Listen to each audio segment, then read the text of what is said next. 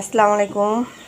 তো এখন সর্দি কাশির সিজন চলতেছে, গরম যায় শীত পড়তেছে। এই কিছু গরম কিছু শীত, এই অবস্থায় সবার ঘরে ঘরে সর্দি কাশি। এখানে আমি আধা লিটার পানি বল করে নিয়েছি, আর এখানে নিয়ে নিয়েছি এলাচ, দারচিনি, লং, একটু আদার টুকরো, 1 চা চামচ চিনি আর একটুখানি লবণ।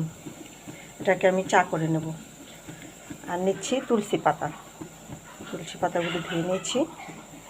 এখন একে একে সবগুলি এগুলো আমি থেতো করে নেব, আদার টুকরো আর এগুলো থেতো করে নেব। সবগুলো থেতো করে নিয়েছি, এবার আমি পানিতে দিয়ে দেবো। বেশ কিছুক্ষণ জাল হলে পানিগুলো লাল লাল কালার হয়ে গেলে তুলসী পাতাটা ধুয়ে নিয়েছি,